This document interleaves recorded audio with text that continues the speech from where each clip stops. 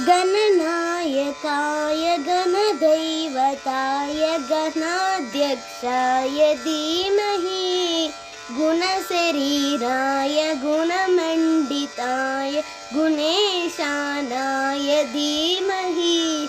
गुणातीताय गुणाधीशाय गुणप्रविष्टाय धीमहि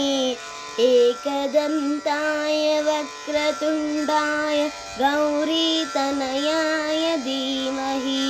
गजेशानाय बालचन्द्राय श्रीगणेशाय धीमहि एकदन्ताय वक्रतुण्डाय गौरीतनयाय धीमहि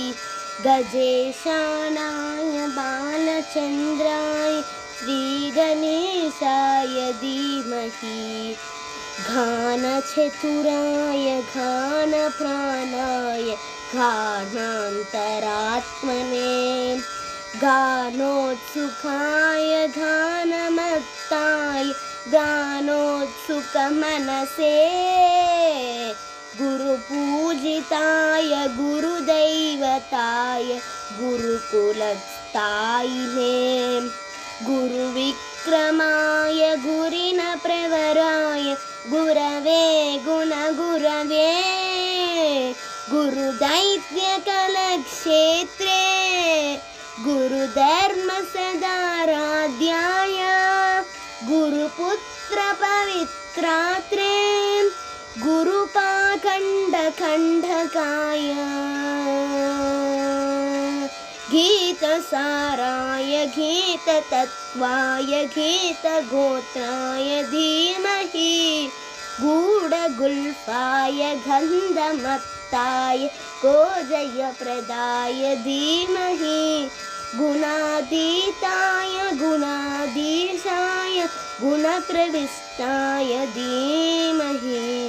एकदन्ताय वक्रतुण्डाय गौरीतनयाय धीमहि गजेशानाय बालचन्द्राय श्रीगणेशाय धीमहि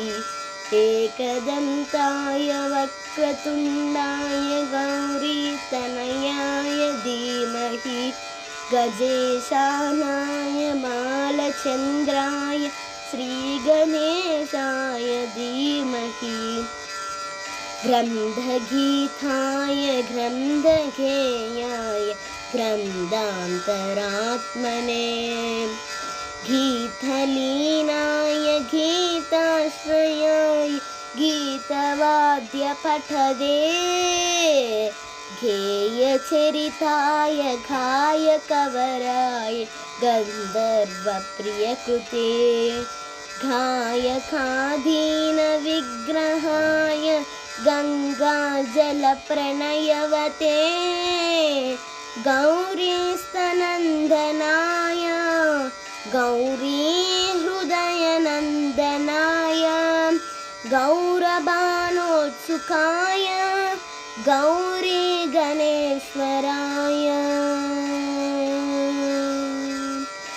गौरीप्रणयाय गौरीप्रणवाय गौरभावाय धीमहि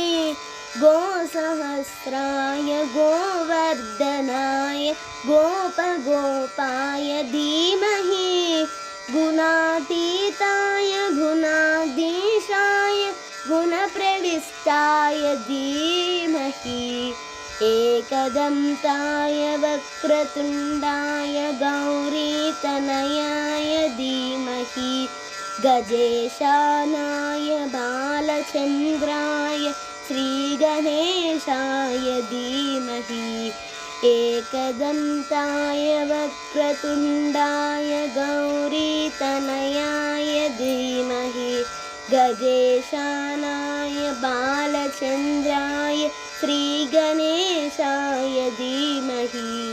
श्रीगणेशाय धीमहि श्रीगणेशाय धीमहि।